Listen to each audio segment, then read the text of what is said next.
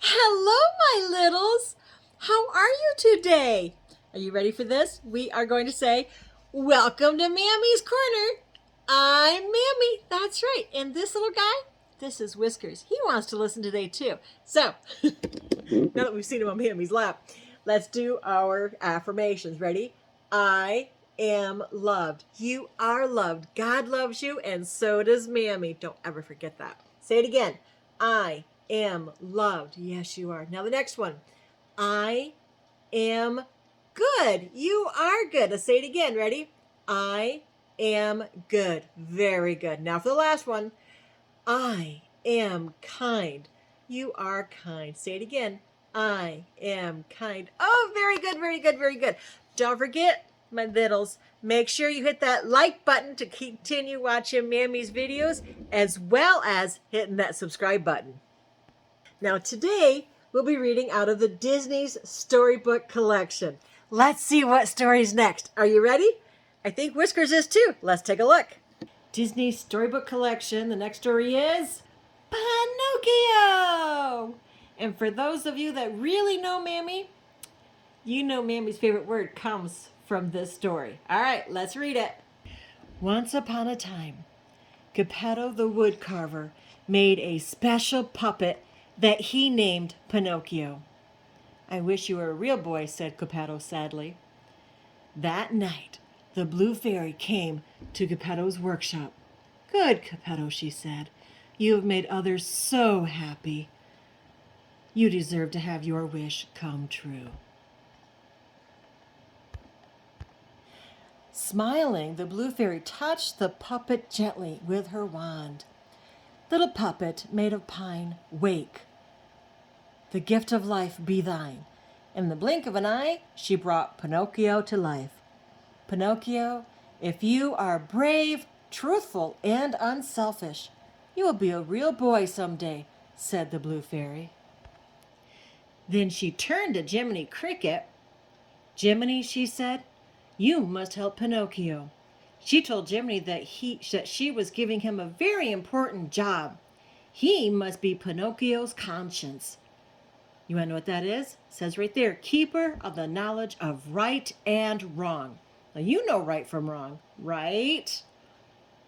The next day, Geppetto proudly sent his little wooden boy off to school. Jiminy Cricket will show you the way, said Geppetto. Be sure to go right there. Pinocchio headed off, but he never found his way to school. Uh-oh. He went away with Stromboli, an evil puppeteer who promised to make him famous. That night, Pinocchio had great fun as he danced on the stage. But afterward, Stromboli locked him in a cage so he could never escape. The blue fairy appeared and asked Pinocchio why he hadn't gone to school. Pinocchio lied and told her he had been kidnapped. Suddenly, his nose began to grow. When Pinocchio finally told the truth, the fairy set him free. I'll forgive you this once, Pinocchio, but this is the last time I can help you. Remember, a boy who won't be good might just as well be made of wood.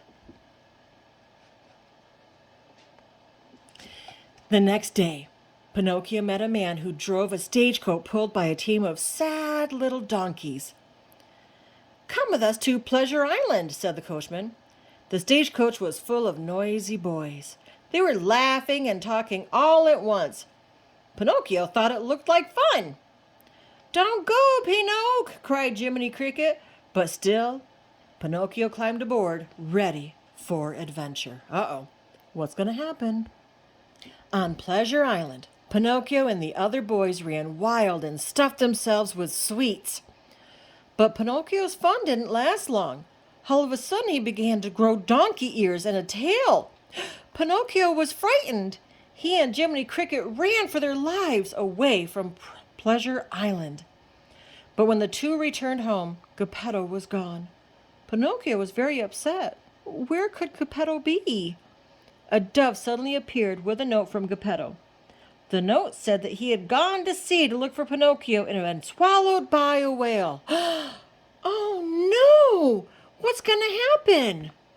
Pinocchio set off at once to find Monster the Whale and save his father. And indeed, Pinocchio found Geppetto in the belly of the great whale. Geppetto was thrilled to see his little puppet. But how were they ever going to get out of there? Pinocchio had an idea. Together they built a fire and used the smoke to make Monstro sneeze. Achoo! Geppetto and Pinocchio were thrown out of the whale and into the sea.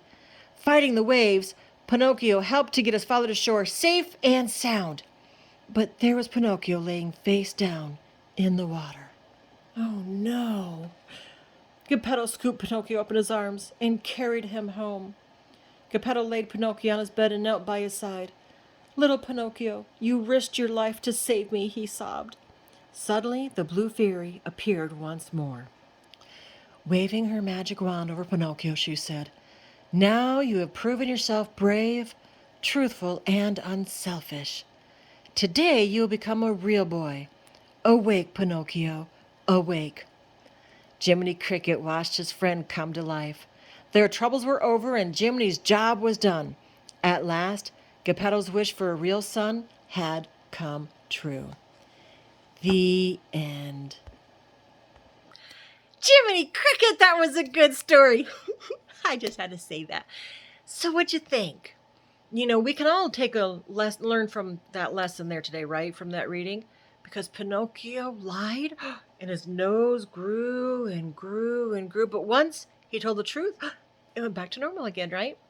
So try to be truthful, try to be honest, try to be kind, and be unselfish by helping others, just like Pinocchio did. Anyways, don't forget to put a thumbs up and subscribe for Mammy's Corners for more books that are coming to you soon. All right, I look forward to seeing you. Bye! Mammy loves you the bestest!